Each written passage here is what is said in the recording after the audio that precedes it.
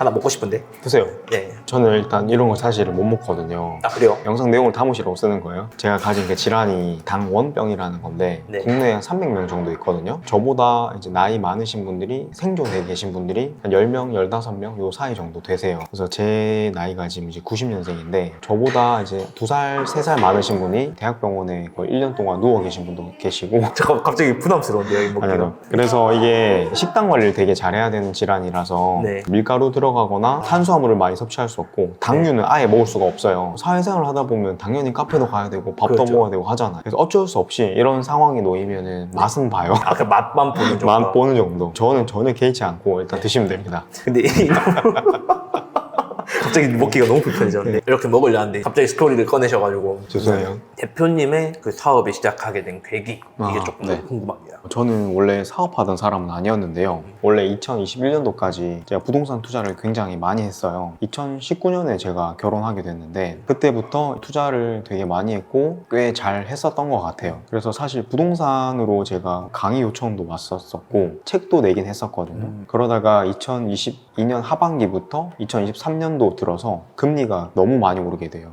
제가 가지고 있던 부동산에서 감당해야 됐던 대출 이자가 1,000만 원 정도가 넘어갔었고 그러다 보니까 제가 현금 흐름이 없었거든요, 전혀. 그때는 부동산을 한 달에 한 채 정도 매각해서 생활비를 할 수 있을 정도였어요. 집도 되게 이제 큰 평수에 도와주시는 선생님도 계셨고 되게 편하게 좋은 차도 탔고 살았는데 갑자기 1년 만에 금리가 몇 배 정도 오르게 돼서 도저히 감당할 수 없는 수준으로 되게 무리한 투자를 레버리지를 많이 했었거든요. 네. 대출을 많이 끌어다 쓰다 보니까 대출 이자가 감당하기가 어려워서 현금 흐름이 필요한 뭔가를 해야 되겠다 생각해서 힘들어진 시점에 제가 회사도 다시 잠깐 가게 되고 제가 이사도 가게 되는데 그때 처음으로 되게 오래된 낡은 주택에 살아봤거든요. 월세가 되게 작았어요. 진짜 원룸 정도의 월세였는데 그런 곳에서 이제 아기 둘을 키워야 되는 이제 아빠 입장이 되니까 되게 가족한테 미안하더라고요. 부동산 투자를 하다가 어찌 보면 이렇게 실패하게 됐었네요. 그렇죠. 그래서 그때 이제 뭔가 각성 아닌 각성을 좀 했던 것 같은데 제가 또 몸이 되게 아프다 했잖아요. 그래서 제가 가진 이런 합병증들이 되게 많아요.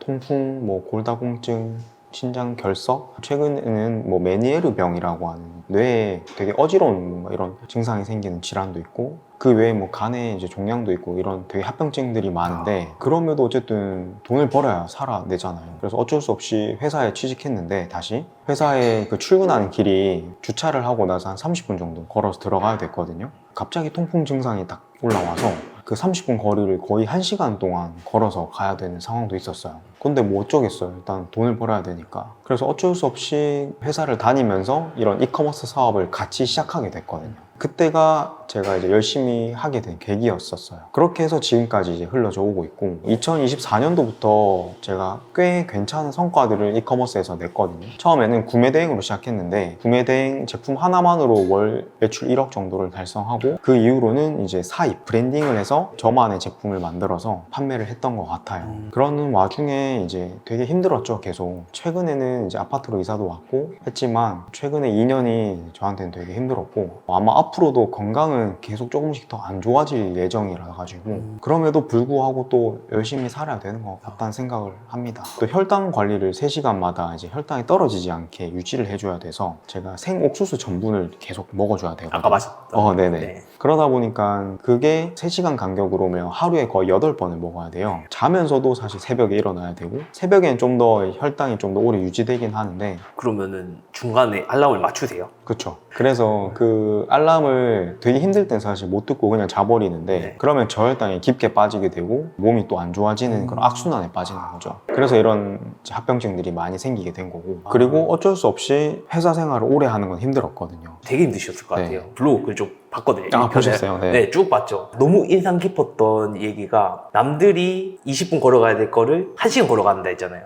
그러니까 남들보다 더 일찍 일어나고 더 일찍 출근해서 그 거리를 걸어가야 된다는 그것 때문에. 근데 그러면서 드는 생각은 지금 현재 너무 감사한 거예요. 그냥 이렇게 그냥 걸어 다닐 수 있다는 다리가 있고 건강한 몸이 있는 게 아, 맞아. 네, 그게 너무 감사하고 글을 읽어보면서. 사실 이건 좀 저도 번외의 이야기이긴 한데 네. 건강을 잃은 사람들은요 네. 건강밖에 고민할 수 없거든요. 그래서 건강하면 수천 수만 가지 고민할 수 있게 되는데 네. 건강을 잃으면 건강밖에 고민할 수 없게 돼요. 근데 이 관점이 평생을 건강하게 살다가 건강을 잃게 되면 그래도 그 전에 살아왔던 관성이 있어서 다른 생각들을 여러 가지로 할 수 있게 되는데 태어났을 때부터 아팠던 사람들은요 부모님이 얼마나 애지중지하면서 키웠겠어요. 건강에 대해서. 그러다 보니까 다른 가치관에 대해서 조금 부족한 부분들이 있어요. 그래서 조금 더 경제적이거나 현실적인 문제들이 생길 수밖에 없잖아요. 그런 부분을 좀 간과하고 살아가게 되죠. 저희는 1년에 한 번씩 환우회 모임을 하거든요. 저한테 가끔씩 이렇게 발언권을 주시는데 저는 무조건 이런 현실적인 문제에 대해서 얘기를 하고 부자 아빠, 가난 아빠 이런 책도 준다든지 저도 기부를 많이 하기도 해봤지만 어린 아이들이 저보다 이제 다 나이가 적잖아요. 나이 많은 사람들 많이 안 남았으니까. 그래서 저를 보고 되게 자극을 사실 많이 받거든요. 저처럼 살고 있는 사람이 거의 없기도 하고 사실 전 정상인들 보면 되게 이해가 안 돼요. 나도 이렇게 하는데 왜 이만큼 못 살지? 이런 생각을 사실은 하거든요. 그래서 되게 답답하고 화날 때가 있는데 아무튼 그래서 이런 건강을 잃고 태어난 사람들한테 좀 다른 가치, 그러니까 현실적인 좀 가치를 일깨워주고 싶은 마음이 되게 커요. 대표님이 돈을 벌어야 되겠다는 동기? 이런 게 좀 있으실 것 같은데. 사실은 제가 돈을 열심히 벌려고 하는 근본적인 이유는 제가 가족이 있기 때문이기도 한데 제가 그 가족을 언제까지 볼 수 있을지 사실 좀 걱정은 돼요. 그 걱정을 네. 지금 하고 계신다고요? 그렇죠. 이거 너무 그런데. 그래서 되게 빨리 돈을 좀 많이 벌어놔야지 일단 저희 아이들이 몇 살 때 제가 어떻게 될지 모르기 때문에 그래서 좀 빨리 좀 열심히 많이 벌어놔야 된다 이런 생각을 좀 많이 하죠. 진짜 남다른 동기일 것 같아요. 사실 이건 뭐 제 친구들한테 말도 할 수도 없지만 말해도 공감할 수 없는 그런 게 계속 좀 끊임없이 계속 달려나가게 하는 동기부여인 것 같고 제가 그때 부동산을 망했을 때 빚이 거의 10몇 억이 있었어요. 그러니까 이자가 1,000만 원이 넘었는데 그때도 저희 이제 부모님이나 저희 와이프가 회사를 그냥 무조건 가라 다른 거 이제 시도하지 말고 그때도 되게 무리하게 투자를 많이 했거든요. 근데 다 성공을 잘 했었어요. 아무튼 근데 회사를 가면서도 제가 이 이커머스를 시도했다 했잖아요. 이커머스 하는 거에 대해서도 되게 사실은 불만이 많았어요. 처음에 이거 해서 또 말아먹으면 이제 어떡할 거냐, 그때는 네가 어떻게 감당을 할 거냐. 저도 생각해보면 지금 생각해보면 되게 무서워요. 내가 이거 감당 못할 수도 있었겠다 이런 생각도 진짜 들거든요. 근데 진짜 잘 돼서 다행이죠. 그럼에도 불구하고 도전할 수 있었던 그런 게 있었을까요? 그때는 월 1,000만 원 이상 안 벌면 안 됐었어요. 무조건 어떻게든 1,000만 원을 벌었어야 됐어요. 근데 직장 가서 사실 그게 어렵잖아요. 제가 직장 다녔을 때 월급이 다 떼고 300만 원 조금 넘었거든요. 그러니까 말도 안 되는 돈이 부족했던 거죠, 매달. 그것 때문에 이커머스를 해야 되겠다. 더 열심히 잘 해야 되겠다. 그래서 회사 마치고 독서실 들려서 제가 제일 마지막까지 있었거든요. 근데 저는 그때 처음 알게 된 게 와, 고등학생들이 이렇게 공부를 많이 안 하나? 이런 생각을 했었어요. 왜요? 제가 제일 늦게 가니까 내가 근데 이렇게 하는 그런 작업량을 고등학생 때 했었으면 참 좋았었겠다 이런 생각도 좀 들긴 하더라고요. 그만큼 제가 매일매일 제일 늦게 나왔었어요. 네, 그렇게 공부를 엄청 하고 이커머스를 딱 뛰어든 거네요. 독서실에서 이커머스를 했어요. 독서실에서 이커머스를 네. 했다고요? 원래 그 독서실에 노트북 가져가면 안 됐었거든요. 독서실이 되게 커가지고 항상 구석에 가서 노트북 조심스럽게 하고 좀 신고 나가면 잠깐 나가 있다가 다시 반대 자리에 가서 하고 그렇게 했었어요. 그렇게 거의 뭐 새벽 1시, 2시까지 거의 매일 했죠. 그때 더 몸이 더 안 좋아지긴 했었어요. 그러니까요. 저는 수면이 되게 중요하다 생각하는 사람인데 건강을 챙겨야 되는 분이 그렇게 새벽까지 일하고 갔다는 게 사실 되게 그냥 어려웠을 것 같다. 그 상황 자체가 너무 스트레스 많았을 것 같고. 근데 사실 이거는 완전 저의 관점이고요. 저희 와이프는 좀 달랐을 것 같거든요. 와이프는 일단 남편이 아프고 돈을 못 벌고 대출은 많아. 회사는 가야 되는데 회사 가는데도 아프다고 찡찡대. 되게 저는 와이프 입장으로서 남편이 싫을 것 같거든요. 와이프가 사실 되게 많이 뭐라도 했는데 약간 T적인 성향이 저를 좀 더 이제 달려가게 했던 원동력이 됐던 것 같긴 해요. 와이프분이랑 좀 잘 만나서 조금 더 달려갈 수 있었던 그 에너지원이 됐던 거네요. 그쵸. 그러니까 이커머스가 막 브랜딩을 하는 분들이 전 잘 없다고 보거든요. 브랜딩을 하셔가지고 또 매각도 하시고. 몇 개 매각하셨던가요? 제가 3개 1년 동안 매각했습니다. 네, 그 노하우 뭐 이런 게 있나요? 첫 번째 매각했던 사례가 사실 제가 제일 신기하면서도 좀 꿈만 같았거든요. 그게 올해 초였어요. 사실 첫 번째 미팅은 작년 말이었는데 계약까지 한 거는 올해 초였는데 그 계약을 할 때 권리 금액이 약 1억 4천만 원 정도 됐었거든요. 근데 그 제품이 저는 브랜드가 되어 있는지도 몰랐어요. 그 쿠팡에서 그 카테고리 안에서 1등은 하고 있었고 이제 네이버를 진입하는 상황이었어요. 그래서 특별히 내가 잘하고 있나? 이런 것도 잘 없었어요. 그때는 제 브랜드로 검색량을 조회해볼 생각도 못했어요. 그런데 제가 그때 생각 들었던 게 제가 이제 대출이 많았다 했잖아요. 대출이 많다 보니까 이게 이커머스가 잘 돼도 자금 순환이 잘 안 되니까 막상 가진 돈은 많이 없더라고요. 그러니까 이 이커머스를 멈추지 않는 이상 나는 계속 새로운 걸 시도해야 되고 새로운 물건을 매입해야 되기 때문에 자금이 계속 마를 것 같더라고요. 그래서 이걸 해결하기 위한 방법이 뭐가 있을까에 대해서 되게 고민을 했는데 그게 바로 매각이었거든요. 그냥 되게 가볍게 내가 매각하고 싶다라는 글을 올렸어요. 이런 커뮤니티 같은 곳에 올렸거든요. 가볍게 올렸지만 좀 남들과는 조금 달라야 된다고 생각했던 게 이커머스 매각합니다 이런 글 보면 되게 간단하게 써져 있어요. 경쟁사가 내 제품을 볼 수도 있고 누군가가 소싱할 제품을 보기 위해서 물어보는 걸 수도 있단 말이에요. 그래서 그냥 업아웃으로 대략 어떤 카테고리고 여기서 월 매출이 얼마고 한 달 순수익 얼마입니다 이런 식으로만 적어놨어요. 근데 그때 저는 되게 장황하게 길게 서술하듯이 풀어서 써놨거든요. 그랬더니 하루에 막 두세 건씩 연락이 오더라고요. 그 중에서 오프라인 미팅 하신 분들 몇 분이 계셨는데 한 분이 되게 적극적이셨어요. 그래서 제가 있는 지역 근처로 와주셔서 첫 번째 미팅을 했는데 그때는 역시나 의심을 하시더라고요. 일단 저에 대한 신뢰가 없었고 저 역시도 그분이 기존에 이커머스를 하고 계신 분인지도 몰랐고 안 하고 계신 분인지도 전혀 모르는 상태여서 서로가 신뢰가 없었어요. 그러다 보니까 그 신뢰를 쌓는 과정이 저는 되게 중요하다고 생각했는데 그 신뢰를 쌓기 위해서 저는 거의 제가 가진 모든 정보를 다 오픈해드렸거든요. 제가 뭐 살아왔던 이야기도 당연히 해드렸고 제가 아이템을 어떻게 소싱했고 공장 거래 내역이랑 원가, 배송비, 물류비 이런 마진율, 광고비 이런 것들을 되게 디테일하게 오픈해드렸어요. 첫 번째 미팅 때. 그랬더니 되게 긴가민가해 하시는 것 같았긴 했는데 한 일주일 뒤에 미팅을 하자 하시더라고요. 그래서 조금 확률이 좀 생긴 건가 했었고요. 두 번째 미팅에서 되게 전문가라고 하는 지인을 데리고 오셨어요. 근데 그분이 약간 의료계에 종사하시던 분이더라고요. 그래서 제가 가진 질병에 대해서도 얼추 알고 계시더라고요. 그래서 제가 또 뭐 기부하고 이런 내역들이 뉴스 기사에도 있거든요. 그래서 그런 걸 검색해보고 뭐 의료진한테도 막 전화를 하시더라고요. 그래서 뭐 이런 사람 아냐 그랬더니 그분 여기 병원 다니고 있고 환우다 이렇게 뭔가 알게 되셨나 봐요. 그래서 그때 그날 이제 계약을 하자 이렇게 결정이 됐거든요. 그래서 되게 우연이었고 근데 그 우연을 잡을 수 있기 위해선 제가 그렇게 장황한 글을 썼기 때문이라고 저는 생각을 해요. 그 첫 번째 매각 덕분에 제가 한꺼번에 대출을 많이 상환할 수 있었고 그게 바탕이 돼서 다음부터도 매각할 수 있는 제품을 소싱해서 브랜드화를 시켜야 되겠다라고 생각했던 것 같아요. 신뢰를 쌓아가는 과정 이런 게 되게 중요해요. 이커머스에 대한 노하우는 어찌 보면 신뢰를 잘 쌓아놔야 된다? 그쵸. 이거로 또 연결될 수 있겠네요. 맞습니다.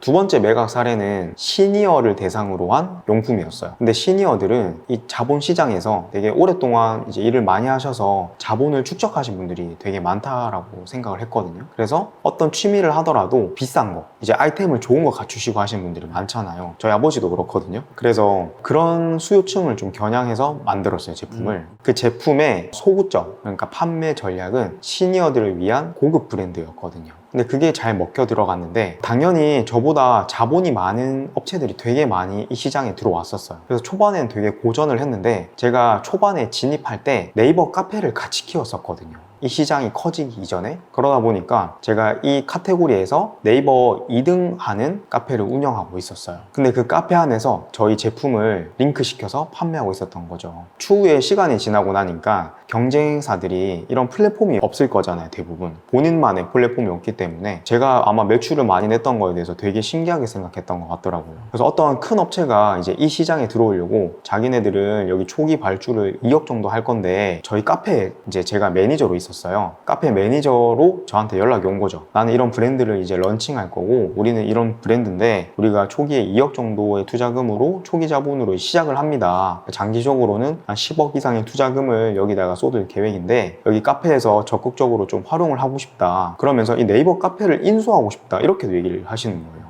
아, 그러냐고. 근데 아쉽게도 저희는 사실 이 카페에서 저희 제품을 같이 판매하고 있다고, 그래서 이미 하시려고 하는 그런 사업 계획을 하고 있어서 조금 힘들 것 같습니다 라고 얘기했거든요. 그랬더니 이틀 정도 지나서 전화가 오셔가지고 그러면 운영하는 네이버 카페랑 그 브랜드 제품이랑 같이 묶어서 매각을 하라고 하시더라고요. 그렇게 해서 아주 쉽게 매각을 했어요. 세 번째 사례는 처음에 할 때는 이게 와, 이 아이템 될까 싶었거든요. 왜냐면 부피도 되게 크고 무거웠어요. 그래서 물류가 되게 어려웠고, 저희가 지금은 물류를 컨테이너로 이제 가지고 오는데 처음에는 물류를 하나씩 가져오다 보니까 물류 비용도 되게 비싸서 원가가 되게 높았어요. 그러다 보니까 마진도 되게 낮았거든요. 그런데 이 제품이 계속 잘 팔리기 시작하더라고요. 그 이유가 한 제품이 잘 팔리게 되면요, 그 다음 제품을 발주해야 될 금액이 없게 되거든요. 그러니까 이 제품이 조금씩 잘 되기 시작하니까 저는 이 제품에 대한 애정을 계속 쏟을 수 있게 되더라고요. 그러니까 자본은 없고 시간은 생기는 그런 구조가 되더라고요. 그래서 이 제품에 대해서 되게 이제 SNS를 또 열심히 했어요. 그랬더니 팬덤이 구축이 됐는데, 저는 이 제품에 대한 마케팅 요소는 아이들을 위한 요소였어요. 그러니까 엄마들이 내 아이를 위해서 이 제품을 사준다는 컨셉이었거든요. 그랬더니 저희 브랜드에 대해서 사람들이 되게 가족적이고 애정이 이제 막 넘치고 되게 사연이 많아지는 그런 브랜드로 인지하더라고요. 그런 자료를 바탕으로 제가 자료를 만들어서 PPT 자료를 한 40장 정도를 만들었어요. 그래서 매출이 막 급증하고 있고 앞으로 이 시장이 이렇게 커질 것 같다. 하지만 나는 매각하는 사유는 정말 사실적으로 돈이 없어서 내 상품의 SKU라고 하는데, SKU가 뭐냐면 내가 A라는 상품을 팔고 있으면 옵션이 다른 B 또는 색상이 다르거나 크기가 다르거나 약간 기능이 다른 이런 제품을 더 런칭하면 매출의 파이를 금방 올릴 수 있는데, 저는 더 이상 자본이 없어서 그렇게 못한다. 그렇기 때문에 나는 이 브랜드를 매각하려고 한다. 사유가 그거였어요. 그게 팩트거든요. 그렇게 40장 정도를 만들어서 매각할 수 있도록 노력을 했어요. 근데 이번 매각 사례는 되게 특이했는데, 어떤 분이 나는 어떤 이커머스를 인수하고 싶다. 자본은 3억에서 5억 정도 된다. 그냥 이렇게 글을 써놓으신 분이 계셨어요. 근데 그 글이 한 달 전쯤에 쓰여진 글이었거든요. 저는 그분이 좀 걱정되더라고요. 이커머스가 처음이신 것 같아가지고 제가 그분한테 문자로 이커머스 하시는 사업 아이템 구매하실 때, 매수하실 때는 이런 것들 좀 조심하셔야 될 것들을 좀 정리해서 보내드렸거든요. 그랬더니 전화가 오시더라고요. 혹시 뭐 하시는 분이냐, 저도 제품 매각하려고 여기 사이트 보다 보니까 이런 글 보게 돼서 연락드렸다. 그렇게 말씀드렸더니 매각 조건을 얘기해봐라 하시길래 저희 제품 이런 거고 매각 조건 이렇습니다 라고 했더니 오프라인으로 한번 만나 뵙자 하시길래, 그 오프라인으로 만나 뵐 때 제가 PPT 40장 만들어서 갔거든요. 네. 40장이 브리핑 하는 데만 거의 2시간 넘게 걸렸어요. 그런데 브리핑 하고 나니까 바로 가계약금 넣겠다고 하시더라고요. 계약서도 안 썼는데 막 이렇게 하면서 이게 맞나 하면서 일단 입금을 받았어요. 그러면서 입금 받고 나서 내려오는 길에 되게 이게 내가 진짜 이거 돈 받은 게 맞나? 이게 꿈인가? 이런 생각이 들더라고요. 그래서 제가 다음날 인수하시려고 하시는 분한테 전화해서 혹시 어떻게 해서 계약서도 안 썼는데 이렇게 돈을 입금하셨냐고 물어봤더니, 자기가 이거 인수하려고 진짜 많은 업체를 미팅했는데 이렇게 자세히 자료를 준비해온 업체가 처음이래요. 그래서 그거에 되게 진심을 느꼈고 되게 객관적이다라고 느껴서 신뢰를 느끼셨다 하더라고요. 와, 그래서 이렇게 해도 거래가 쉽게 이루어지기도 하는구나 라는 생각을 했거든요. 아무튼 그래서 매각 권리금을 3억 정도 받았고, 그래서 제가 1년 동안 매각 권리금으로만 거의 4억 5천이 넘는 권리금을 받을 수 있게 됐었고요. 그 안에 제가 매각하는 권리금 이외에 수익이 있었으니까 매각을 했을 거잖아요. 그런 이커머스 수익까지 더해서 최근에는 이제 저희 살고 있는 지역에